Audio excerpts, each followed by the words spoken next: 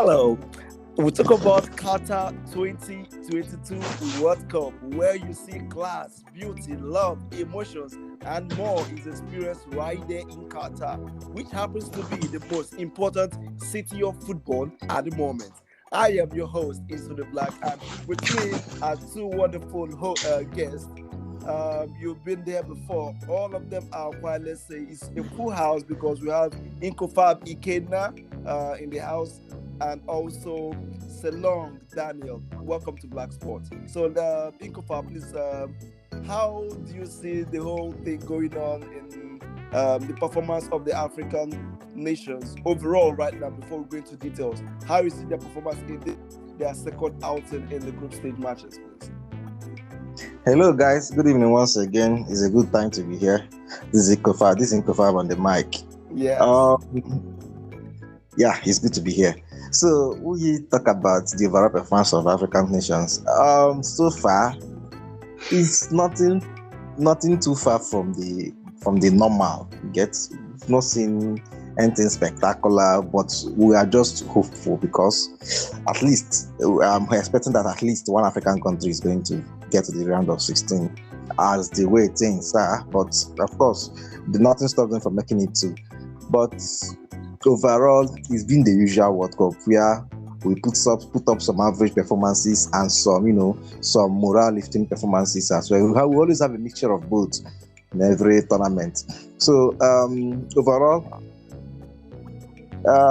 let's see. Okay. I have a little hope here. All right, so, Daniel, now over to you. You can see that. Do you think that the morals that the coaches or the influence the coaches have in the game? Do you see the influence of the coaches in this game? I'm talking about the African nations. Are you seeing any influence of the coach influence in the game throughout the game? Do you see all those substitution that makes the difference? Are you seeing all those tactical formations that actually get the job done? Are you seeing those kind of things in this tournament from the coaches? Well, first things first, I would like to say that I am still disappointed that my dear country Nigeria is not in the World Cup. But that being said, you're still crying. But that being said, I would say that contrary to popular opinion, I've been a little bit impressed by the African teams. I think they have done fair enough. The coaches, I guess that's where I would fault a lot of our African teams, because a lot of the teams are flooded with a lot of talented players. You look at the likes of Ghana, Cameroon, Morocco. There are a lot of top players in those teams, but I've not been able to see a lot of the influence from the coach. Let's take, for example, Saudi Arabia and the coach of Saudi Arabia. You could clearly see the influence of the coach on the squad, even when the squad are not filled with the talent. No disrespect to them, but they are not at the level of some of these of our African teams. But the likes of Ghana, Cameroon, flooded with a lot of talented players, but you don't see them performing as well as they should. So I would say that the coaches' influence have not been really good enough. But in general, they've not done poorly. And going into the last round of games, I wish all of them the best, and I hope they can all qualify from their groups. Okay, it's been an interesting tournament. Having Belgium losing to Morocco to 2-0. This is the shocker of the tournament, I must tell you. And also going down the fixtures, we see South Korea losing to Ghana to 2-3 with an interesting talking points. And lastly, the one is Cameroon and Serbia having a stalemate on a 3-3 draw. So I'm going to one of the yesterday's match, Inkofab, Belgium, Morocco. Do you see this shocker coming, please? Do you see this shocker? Well, first of all, I already know that Belgium have been performing far below expectation, and that is purely the fault of Roberto Martinez, because he has failed to improve the team ever since he took over the team long time ago. He took a team with a very wide array of stars. They are very highly productive age, and he failed to actually get the best out of them. He won nothing, no trophies at all. He just all he did was just to get them up the FIFA ranking, and FIFA ranking is not a trophy. So he did that, and I'm sure that by the end of this World Cup, the Belgian Federation, the Belgian FA Federation will have to let him go. He's not doing his job. So that aside, I think this also touches about the issue of coaches, because I think the Moroccan coach has done an excellent job. If you ask me, he has done an excellent job. He has even the last game he drew, he was fantastic. This team was fantastic. The Moroccan team has an identity because they want to play, they want to compete, and they want to actually show themselves out. They want to play on the front foot, but it was not possible for them in the last game. But against Belgium, they were able to show that you can't compare the array of stars in Belgium with that of Algeria. Belgium has everything. They have the best keeper in the world, in Thibaut Courtois. They have Kevin De Bruyne, who creates chances for a living, and we have Hazard. They have just a lot of players, and even Lukaku came into the game at some point and could not make an impact. So the Moroccan coach has done a fantastic job, and I didn't expect the scoreline, but I was expecting an upset. But the way Morocco was able to dominate the Belgian guys, that was highly impressive. I was quite impressed. If I could just drop something on just coaching masterclass, and that has to go to both Ghanaian coach and Rigobert Song on that Korean game, because he was in the Korean game because he was losing 3-1. And he brought him decent. We're coming to that part. Yeah. Okay? All right. Okay, go on. Talking about Walid boys, okay. Coach Walid has done a whole wonderful performance in this tournament, having put Cameroon down on the second on the table. So right, the table stands now with Croatia topping the group with 4 points. Okay, with and also the aggregate of goal difference of 3, and Morocco also on the second with also with aggregate of 7 points, but aggregate of 2. So you can see that they are topping.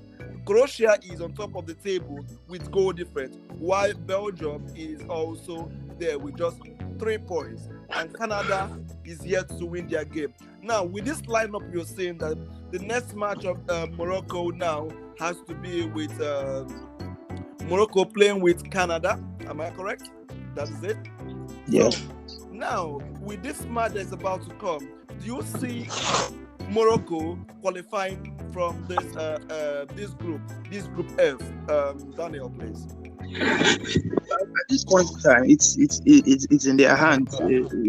They're expected to qualify at the moment, but we can't rule out the Canadian guys as well. Even though their fate is almost sealed, already sealed, they will not want to go down without a fight. I watched the Canadian boys play against Belgium, and I was highly impressed.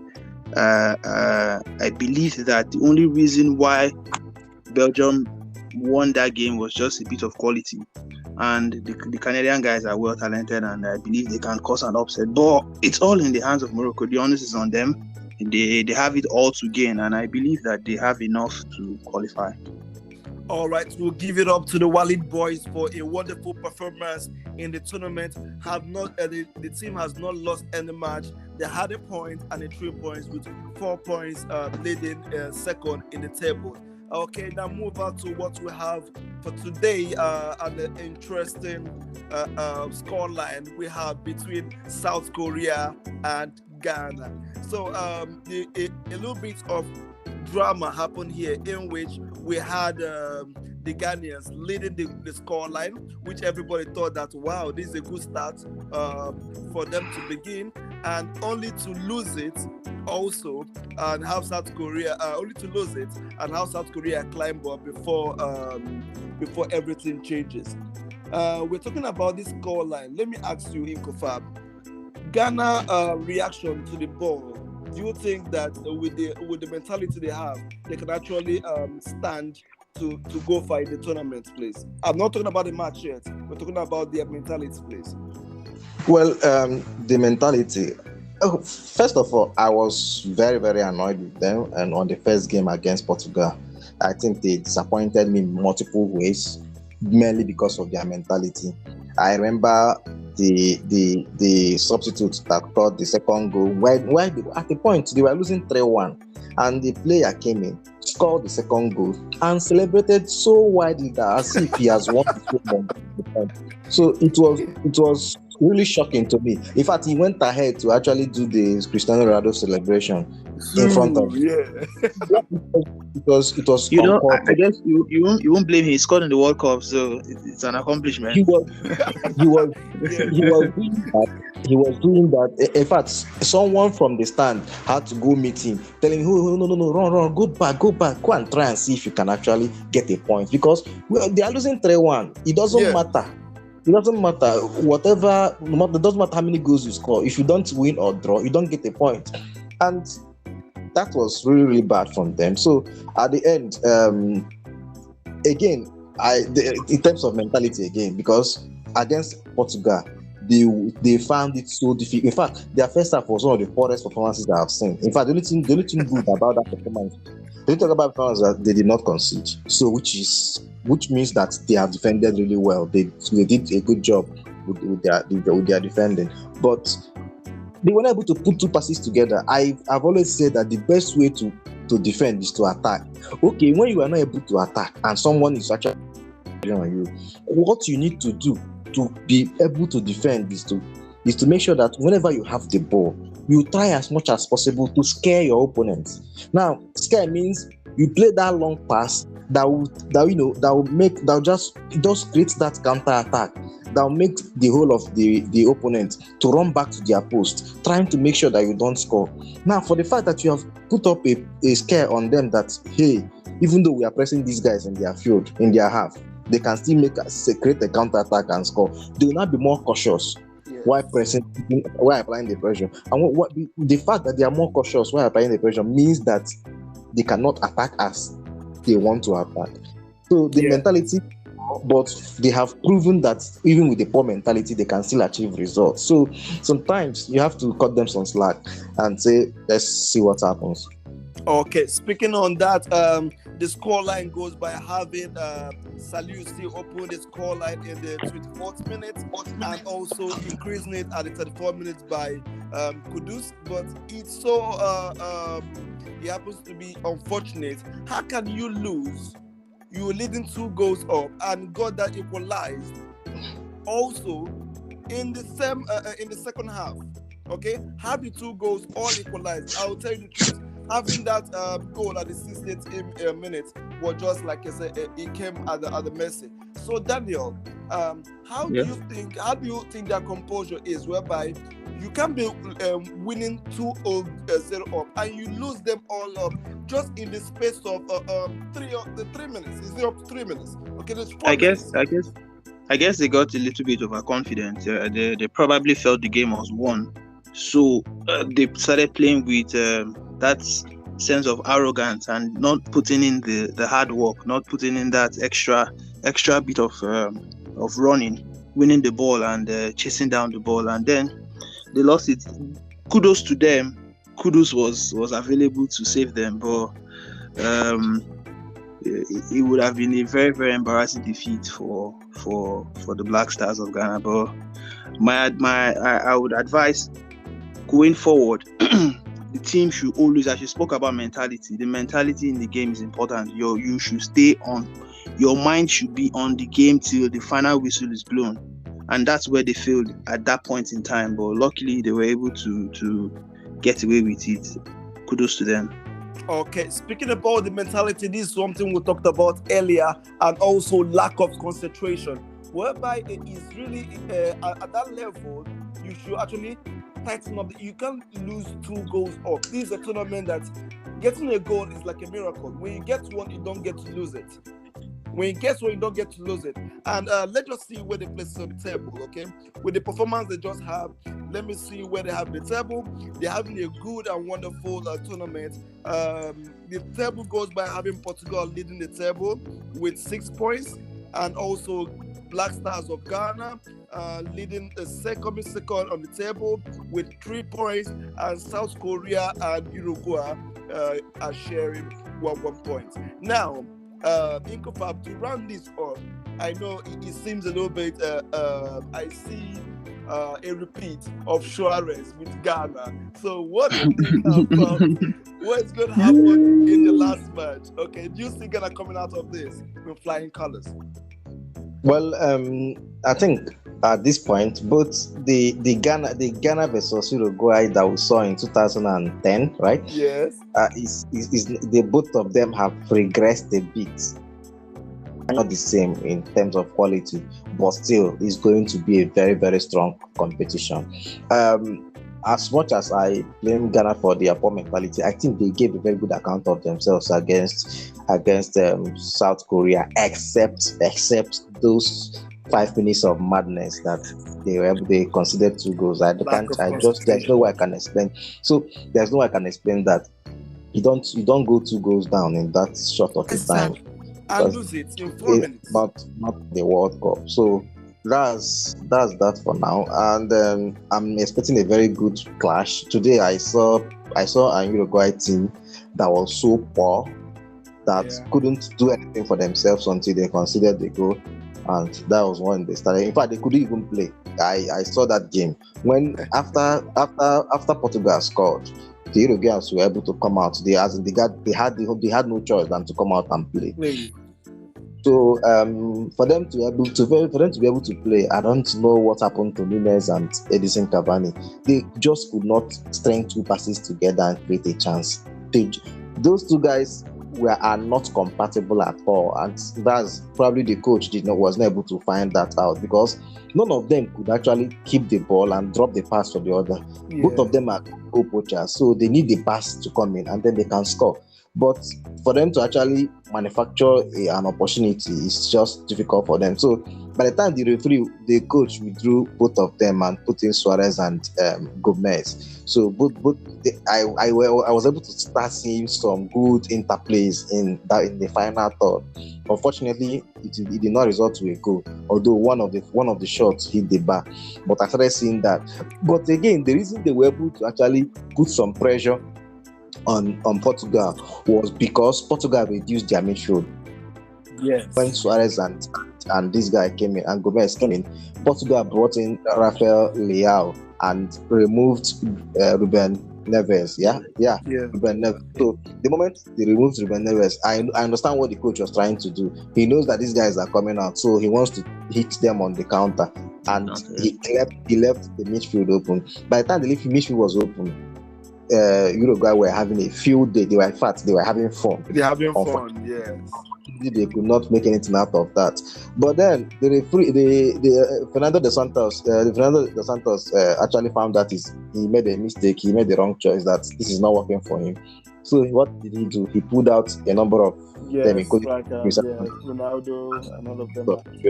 So the moment he put this on, and he brought in that beast in what was it called? Paulinho waiting. The guy from Fulham, right? Fantastic. Yeah, fantastic guy. Brought in the guy and they locked up the defense, and Uruguay had no answer whatsoever to what Portugal brought in. So at the end, that brought in the second goal, because chances keep coming for Portugal, and they had to commit themselves to the penalty. So that's that for now. What I'm trying to say is that the Uruguayan guys were not able to give a good account of themselves. They were able to represent the country, and they are a proud country. They have a good record of the World Cup. So I expected them to do much better. The Uruguayan team should actually be doing better than what they are doing, to be very honest, because they have a really talented squad of players. I took a look at the whole list of players, and they're all top players, and I was wondering, like, come on, what's happening here? Why can't you guys just get a grip of yourself and play football? They are too talented. They're too talented. Should be the best midfielder, right? honestly, one I of was the very best. surprised. I will look at Bentancur. Bentancur was supposed to be like the only player that took the Bulls by the horn. The rest were just lackadaisical. It was annoying. If I was you are going, I'll be pissed because they should be doing better than that. Honestly, What do you even have to say about Nunes? Nunes could not do anything. that As in, he Nunes could was not do lost. anything. I didn't even see him. It was He was lost. replacing Right? It was not part of that game. It was as good as he did not play. He was what we call -1, if not -2. Oh, So it's one thing to have a player, right? Another thing to know how to use him. And if you cannot find a way to use him, keep him on the bench and play with the ones you can use. okay, now true. let me hold the studio off right now. We'll give it up to the Otto Addo boys of Ghana for securing the third African win of the tournament by winning South Korea 2-3. What a brilliant performance coming back in the game after having a level at the 61 minutes by the Gun Chow of South Korea. So we're going to go for a commercial break, and when we come back, we're going to go up to the match that we're waiting for between the Cameroon and Serbia. So in case you're joining us, this is Black Sport Community here talking about the African sports community, giving you all what's happening right there in Qatar. You can follow us on all social media platforms on Twitter, Instagram, Facebook at the handle at BLAQSPORT. We'll see you after the break.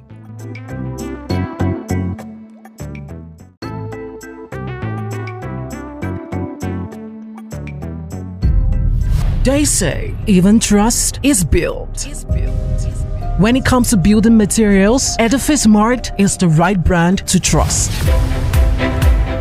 We sell and supply standard building materials such as PVC ceilings, POP cement and accessories, roofing materials, nails, asbestos ceilings, and many more. You can locate us at number 3 Abriba Alayi Road, Akara Junction, Ahaba Imeyi, Abia State, Nigeria. Contact us on 080-532-41913 or 080-376-90432. Edifice Mart, sustainable building solutions.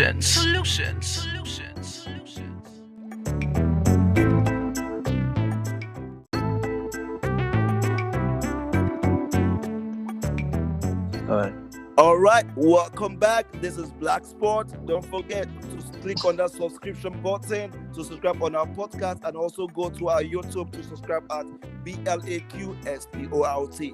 Now, going back to what we have here on the table, we are talking about Cameroon, the indomitable Lions of Cameroon 3 and Serbia 3. This is what I call the highlights of the tournament, because it was really an interest to see the Black Stars of Ghana level it up. Although many, like I am, think that this should be a win, a 3-point match, but it turned out to be a total showdown. So, Inkofab, how do you also talk about the same thing that we talked in the previous match about Ghana, the concentration? You score the first goal and you go on losing, having a lead of up to 3-1 against you, and you're coming back fighting now from behind. What would you say about losing that lead you had earlier at the 29th minute? Okay, before I go into that, if you can permit me, I'd like to talk about the little bit of fracas. Will we come to that later? Okay, all right. Talk about it anyway, because I'm about to round up about Cameroon. Let's go into that. All right. So that little bit of fracas is something that is quite normal. Although maybe it was probably handled. No, it wasn't handled poorly. I think the end result was still okay because they were able to maintain the team. But the thing is that Cameroon is probably the poorest team in the poorest African nation in this tournament. So, and when your team is so poor, the big players, the big characters will always react. And I think Onana gave his own reaction. Yes. And the end product means that somebody has to go, and it's always the player that has to go. The coach can only go at the end of the tournament, but once you are in the tournament, you have to actually abide by what the coach says. So at the end of the day, a decision has to be made. It's either you do what the coach says or you step aside. And at the end, the right thing was done because he stepped aside and the game carried on. But coming to whether he was right or wrong, I think for the tournament, the manager is always right because But the if responsibility you don't is mind, on I would like to ask, don't you think Onana has a reputation for this sort of thing right now? well, Because this also happens many of Ajax as well. no, Ayas was a different case. Ayas was medical drug issue. What's it called? Medical test. He had a medical failed. He failed the medical test, so he was suspended for a long time. Okay. I don't think he has had a problem with the manager. No, you can't. It's not about it. I I believe don't think. in All this right, situation my bad. whereby the tension is high, just like we know in the case of Cristiano, at some point one person have to leave the stage for everything to be calm, okay? Because one person, and who is going to, obviously is not going to be the manager, like you said. So you always have to I be don't the blame him. The rumor out there is that he favors short passes. He favors to play with the short passes and try to build from the back. But the manager wants it. The manager wants it long. He wants it the traditional way. I mean, we are talking about the who used to be the old school guy. He wants you to hit the ball in and get it into the other half. So it was just a difference of opinion that they were not able to manage. But I think Onana should have actually accepted that you are the boss, you want it this way, let's do it this way. But at the same time, just like a soldier, if your president sends you to a war in a country that you don't want to, or you feel that this war is not right, then you have the option to actually withdraw and say again. So that's probably what happened. That I think is fair on everybody. But then coming into the game, it was obvious that the second keeper, there was a reason why he's the second keeper. It was clearly. I like that comment. I like that. Especially on the Milinkovic Savage school. It was he was supposed to save that ball. It was right in front of him. Huh? What was he doing there? He should position wrong. And if the ball was even close to him, like you could say it's savable. It was a savable shot. It was very poor from him. So at the end, the game happened, and again, we are talking about a Serbia team that is not great. They are not great at all. So they should have done better. Exactly. And then they scored the goal, and they scored the goal and failed to control the game. And again, I'm repeating it for the 18th time.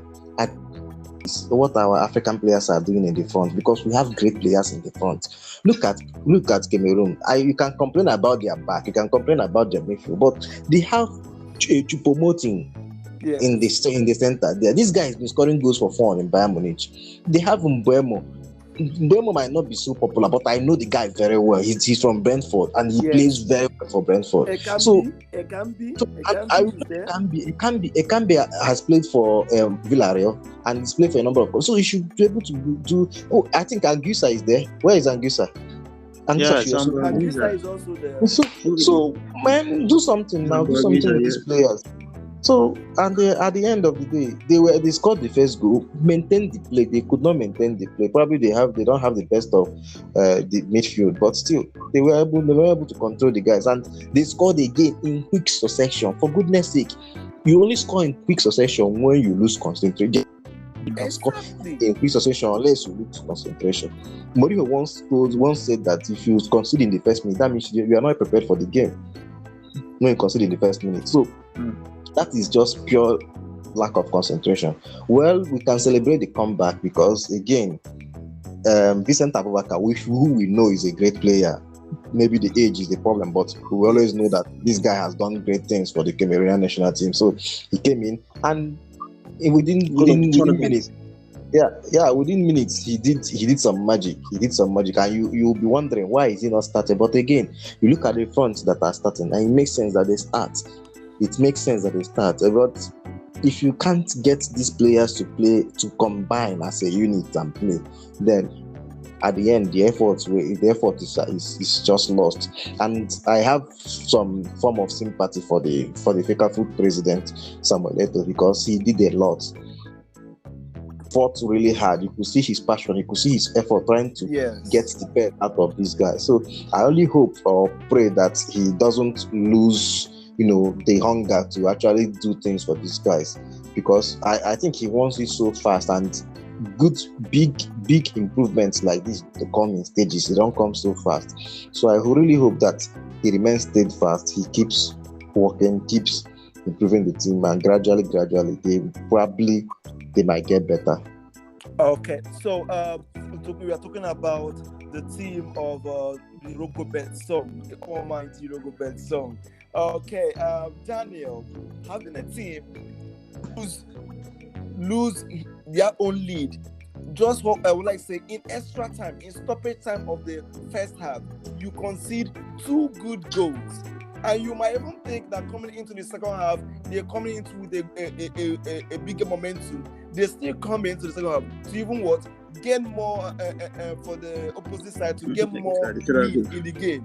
So now, this brings me to one particular question I just wanted to answer in here. Now, do you think that Rogobert Song is doing a really good job in psyching these players to be not to lose concentration? Because if you follow their last match, we're still talking about the same thing. They lost a whole lot of concentration in that game. Also, it's still coming in here to bite them at the end of the lead, at the end of the game, having just a stalemate to account for. Do you think that Rogobert Song needs to do more? Especially, we've now talked about having the fracas already he has with Onana, and now with their team losing concentration in 2 consecutive matches on the road. Do you think that he needs to do more for the team?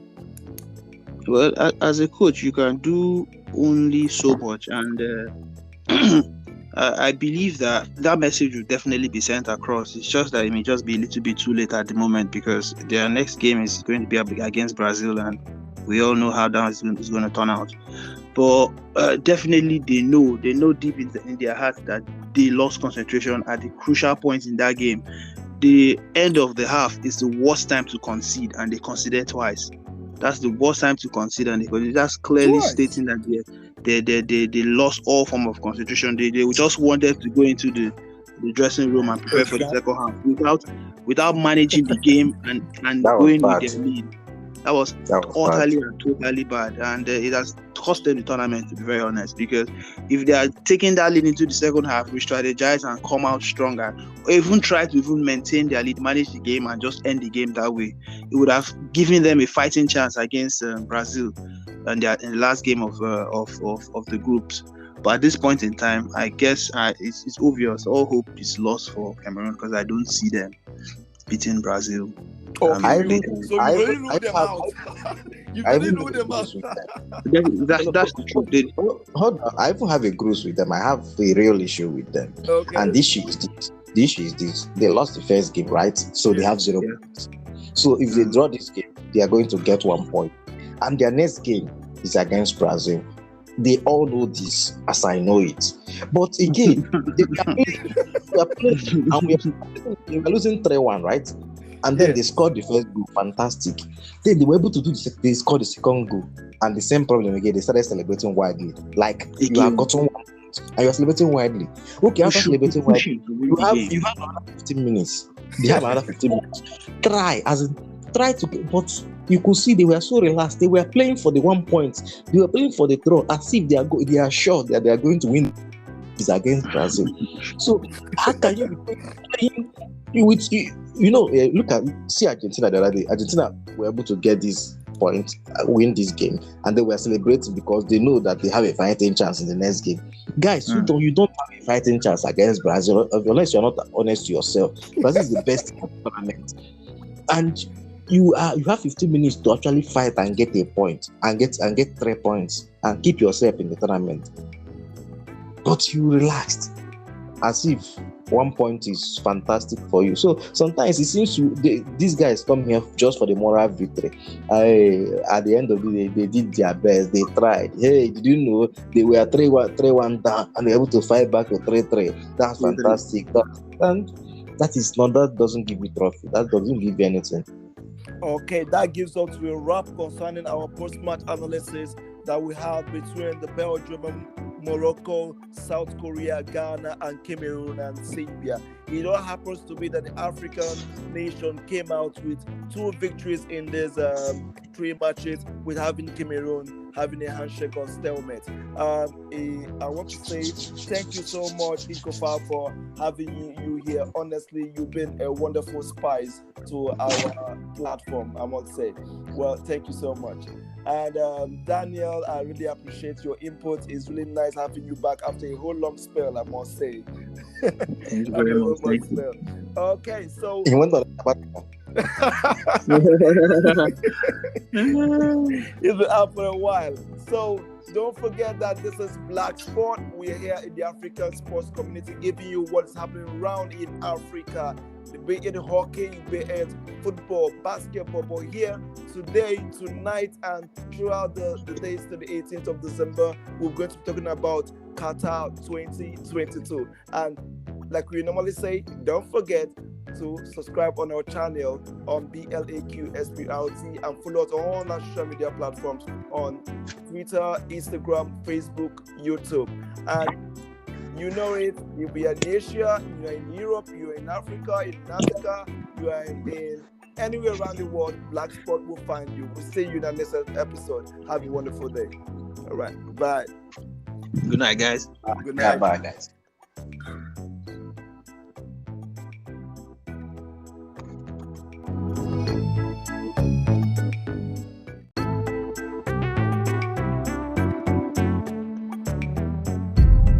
They say even trust is built. When it comes to building materials, Edifice Mart is the right brand to trust. We sell and supply standard building materials such as PVC, ceilings, POP, cement and accessories, roofing materials, nails, asbestos ceilings, and many more. You can locate us at number 3 Abriba Alayi Road, Akara Junction, Ahaba Imeyi, Abia State, Nigeria. Contact us on 080-532-41913 or 080-376-90432. Edifice Mart, sustainable building solutions.